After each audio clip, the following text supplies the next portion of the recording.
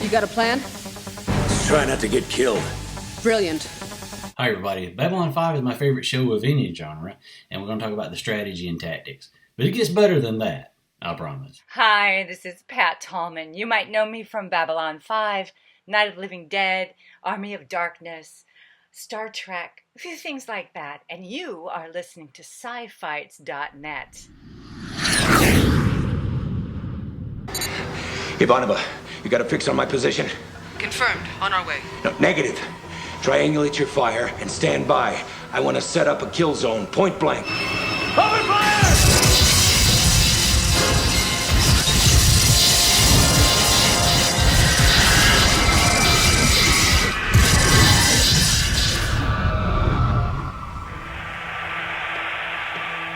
Once Sheridan was aware of what was going on in there, he set up a kill zone. Some people over here, and they hit the creature from multiple directions. Recalibrate the defense grid along the cargo bay for long-range firing pattern. Range, between 2 and 5 kilometers spread. I'll have to take it offline for a minute. Do it. Babylon Control to Alpha Leader. Drive them toward the back of the station. Confirmed.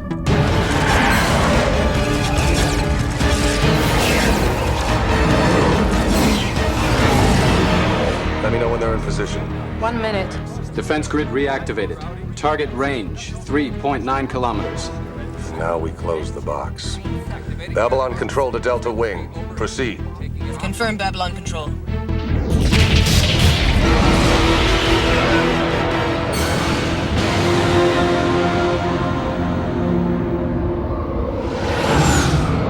Tactical display.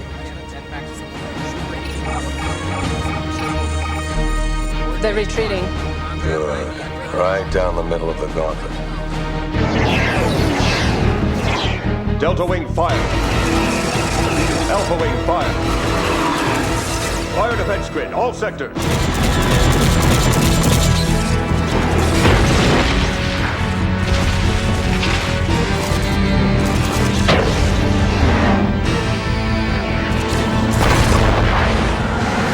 That's got him.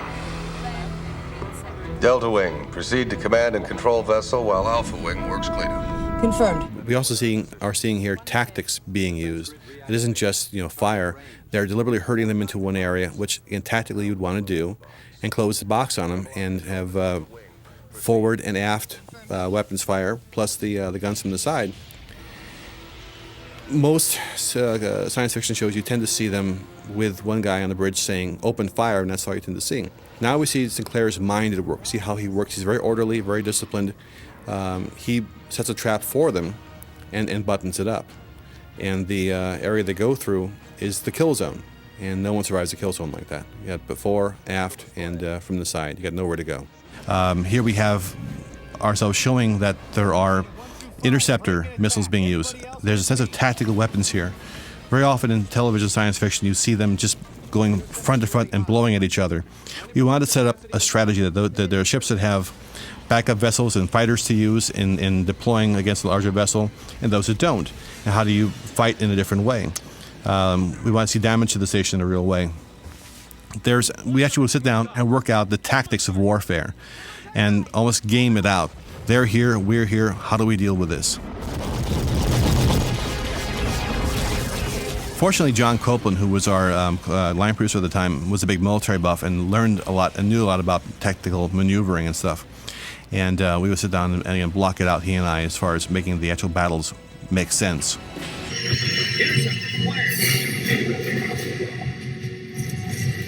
A note in a lot of sci-fi shows, they have shields for defense or armor for defense. Babylon 5, they have an active system that actually neutralizes incoming fire.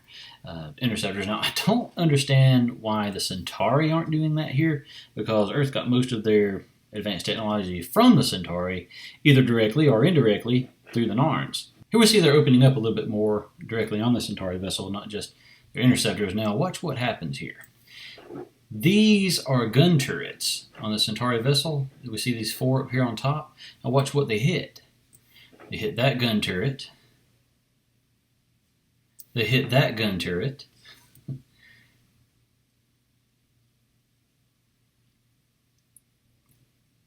Now it looks like this Star Fury right here is shooting some kind of piece of equipment right here. This little menu's kind of in the way, but they're shooting a specific target there. All right, they just hit that gun turret. So they're disarming the ship. They're not just shooting at it at random. Now here we see the Star Furies are just kind of shooting at random, but they were hitting specific targets for the most part. Those are our fighters. Yes, sir. And those are the Minbari fighters. Minbari. What kind of tracking systems are we using? Standard XP7 units, what? Same kind we used during the war, but that doesn't make sense. We shouldn't be able to track them at all. What was that she said? All that remains now is honor and death. All fighters hold position. What the hell?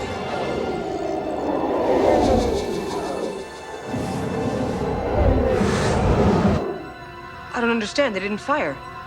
They're looping back, heading for the Trigati. Exactly. But how did you know they... Like I said, one of the problems during the war was that none of our weapon systems could lock onto the Minbari vessels. They used some kind of stealth technology we were never able to break. So how come all of a sudden we can track them? They want to be destroyed? All that remains is honor and death. They have been in exile for 12 years. They can't go home. They can't surrender without being dishonored, and they can't fight without a war. So by forcing us to attack, by dying by human hands, they become martyrs. So Sheridan is playing the situation here. He knows, based on what they're doing, what their objective is, and therefore how to counter it. He's usually a step ahead or two of everybody else. And we'll see more of that as we go along.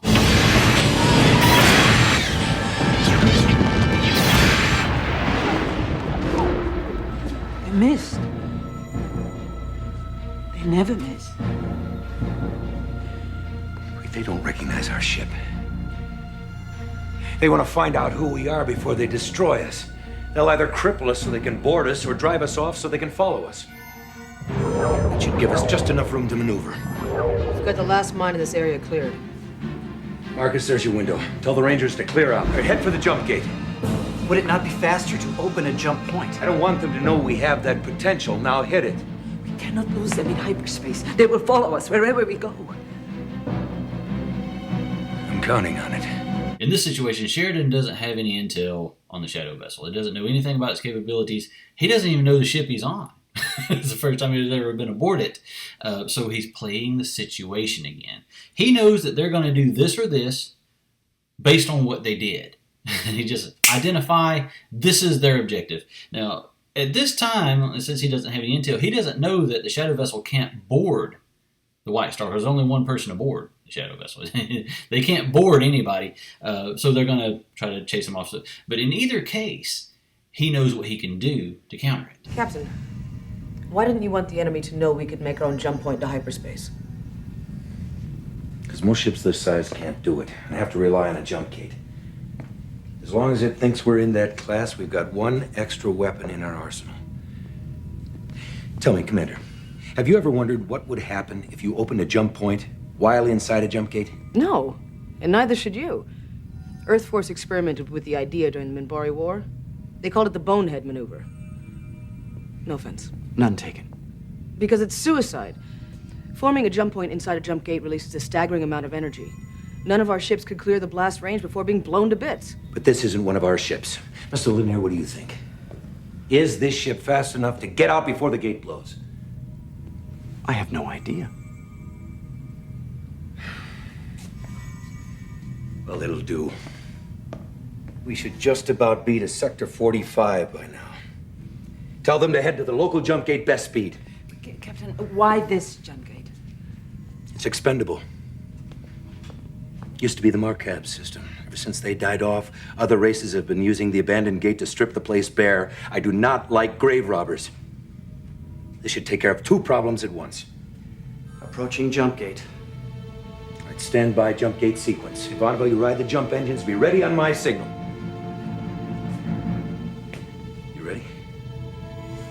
No, but you may proceed anyway.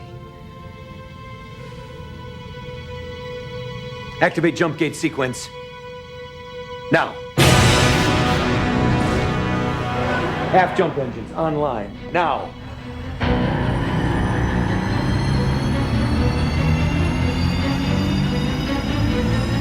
Punch it!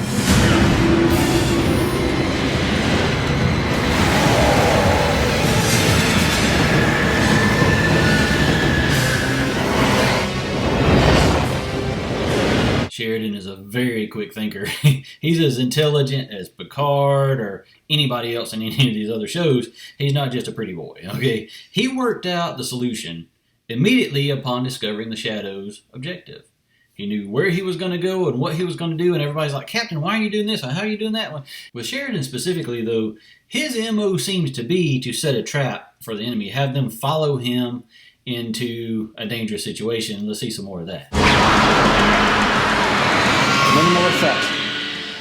Captain, its weapons are at full strength. If it hits us dead on, we cannot survive the blast. That's all right. That is all right. I did what I needed to do. I got them mad enough to follow us. Redirect power to engines. Come about. Course? Jupiter. Now we're going inside. If we can't outfight it, let's hope we can outthink it.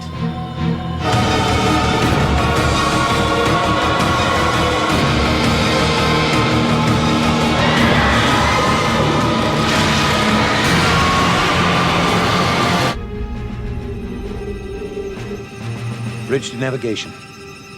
The enemy has a clear shot.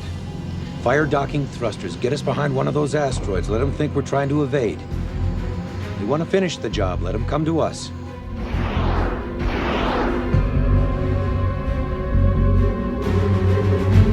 Now.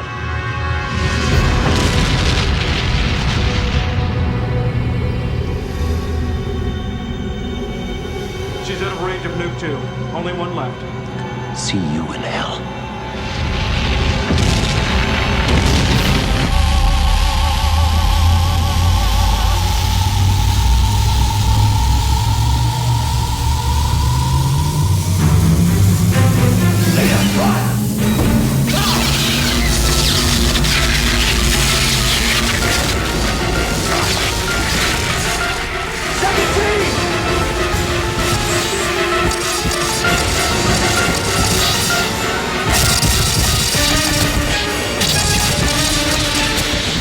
I've just sent 4 more ships to rendezvous with your position.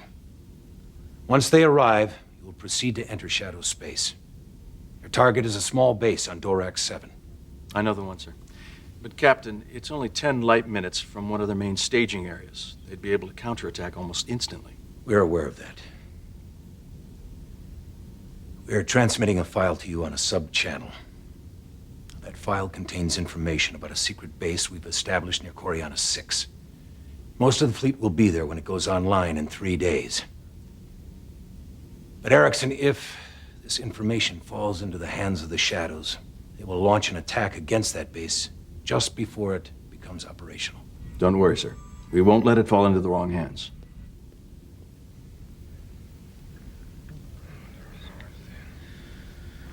You misunderstand me. We want it to fall into their hands. We want them in the Coriana system in 3 days. We're planning a little party for them. But Erickson, if this information comes too easily, they won't believe it.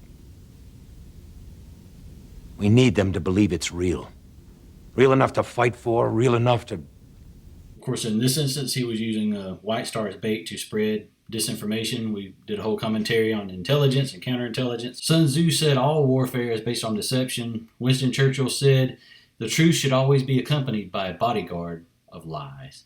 But the point is, don't play duck, duck, goose with John Sheridan. And don't chase him if he runs away, because he's got a trap set up for you. When they took Proxima 3, he jumped in some White Stars to the far side of the planet. They broke apart the fleet and sent some over there to intercept them. He jumped some out over here. They broke apart the fleet and sent them over there. Then he jumped in himself. So he spread the fleet into like 3 or 4 sections and then surrounded them. And when they were coming to liberate Earth, they had to take Mars first. So he jumped a White Star into the Mars atmosphere to try to draw the fleet back to the gravity well. The commander didn't fall for it, but thankfully Sheridan had another ace up his sleeve with some modified telepaths, which neutralized the ships without destroying them. White Star squadrons are standing by, ready to go. As per your request, White Stars 7, 12, and 18 are in hyperspace en route to Earth space. They should be arriving in about 10 to 12 hours. Have them jump into normal space as soon as they arrive. 2 by Mars, another as close to Earth as possible without being shot down. But they'll set off the early warning systems, and Clark will scramble everything he's got. I want them to think we're flying reconnaissance flights, preparing for a strike to liberate Mars or Earth. That should be enough to make them panic. Call in all the ships that he can. While we hit Proxima 3. Exactly. They've got the western approach covered by flanking fire, and you're exposed. What if we came in from the south here? That whole area is mined. You'll need sappers.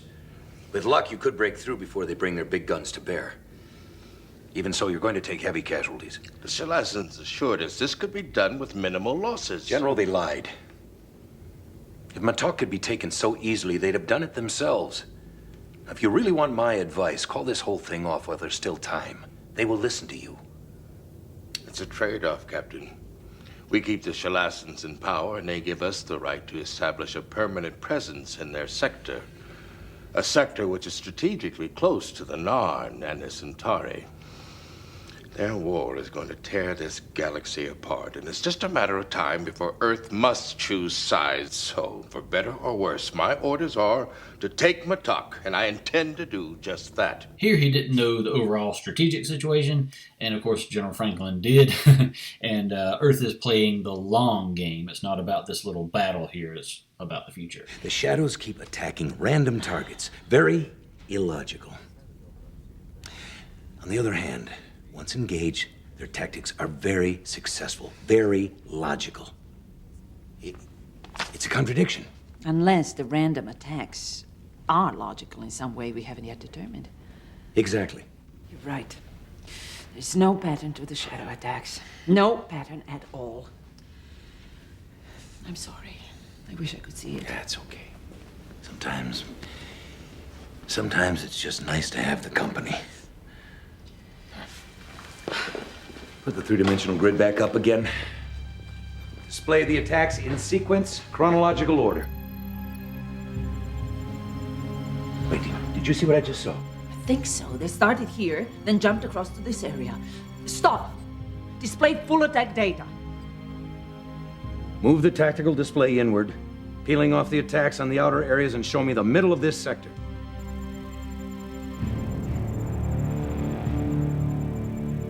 Stop. Nothing. There have been no attacks in the center of this area. But they've actually gone around this part to attack on the other side. Why? Why leave it alone? The Rangers say that many refugee ships fleeing the war have been heading towards this area of space because so far it hasn't been attacked. It's interesting. What if they wanted to drive the refugees into one area, corral them, make it easier to hit them all at once? Could be.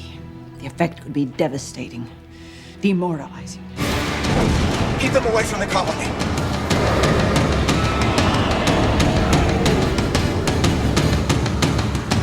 Can't let them get past us.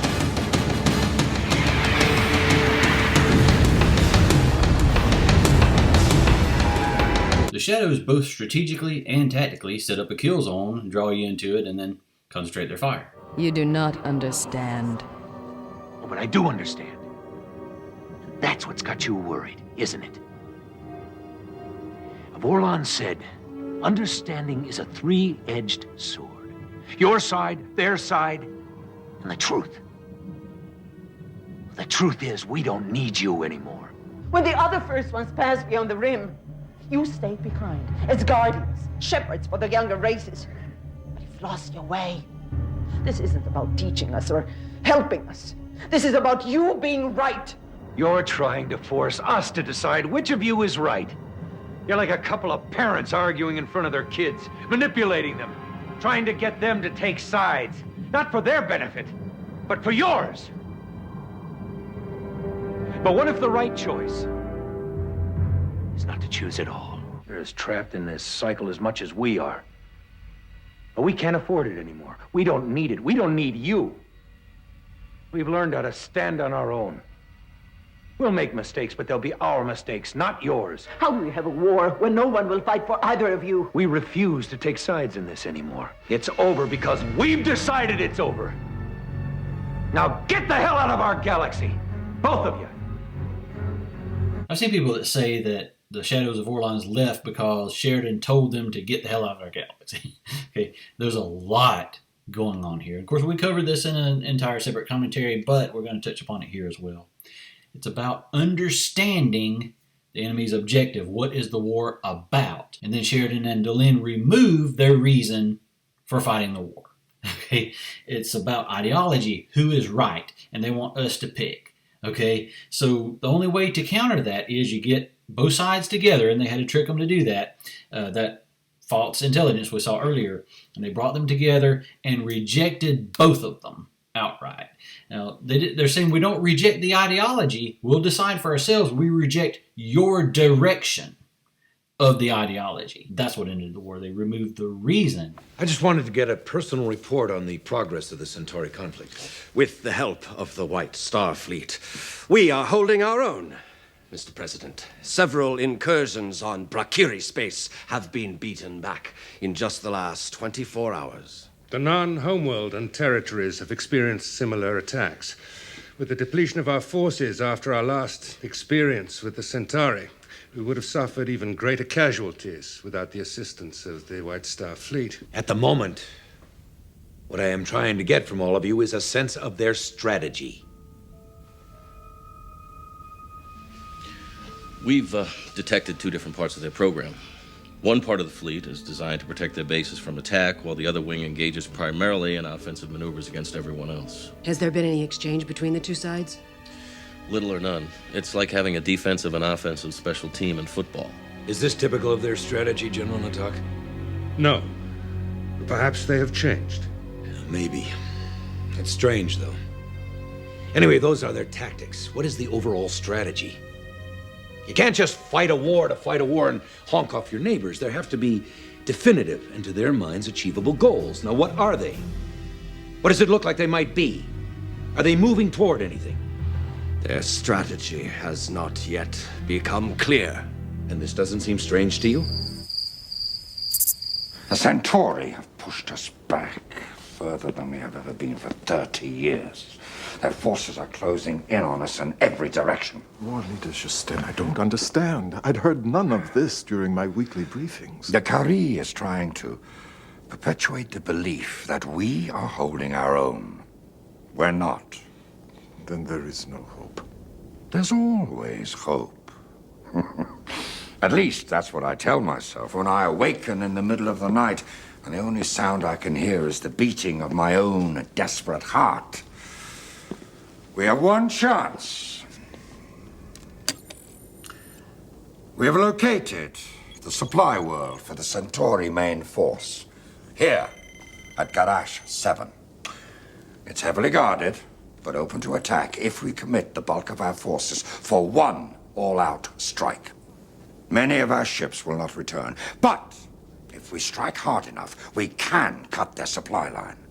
An attack like this should make them think that we are launching a new offensive, that perhaps they have underestimated our forces. Their entire campaign has been cautious.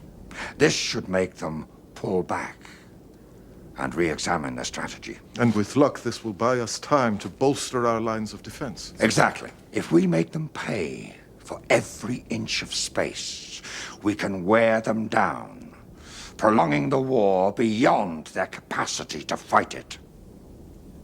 The Centauri want a quick victory.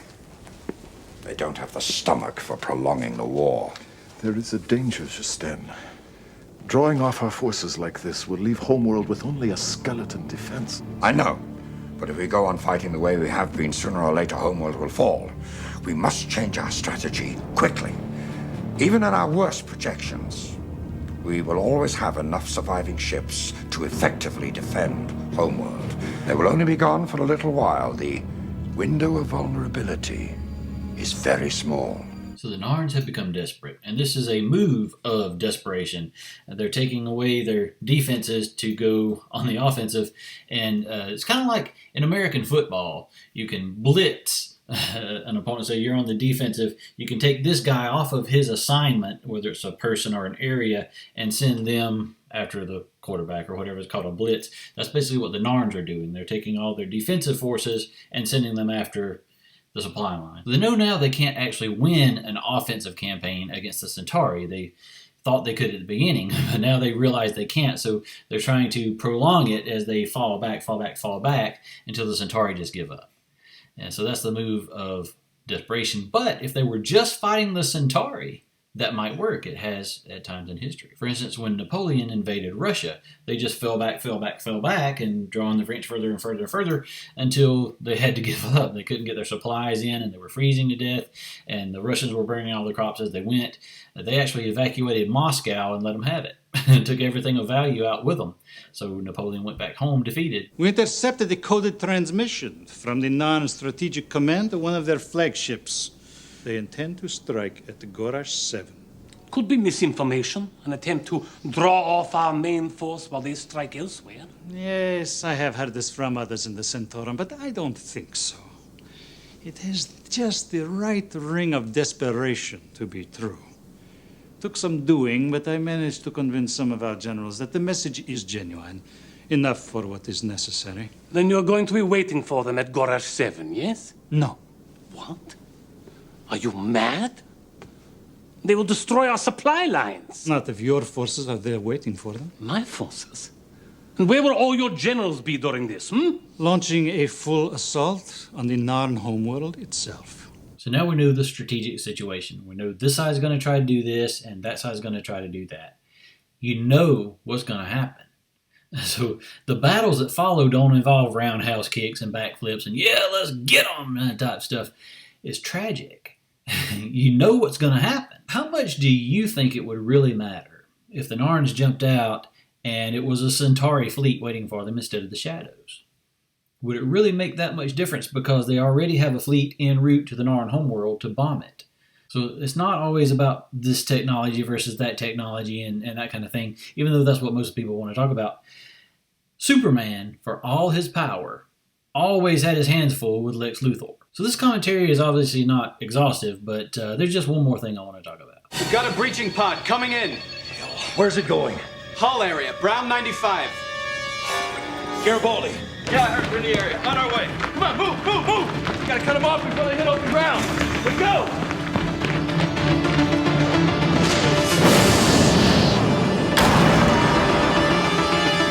Take up position. We'll cut them off right here. Nice! Let's go!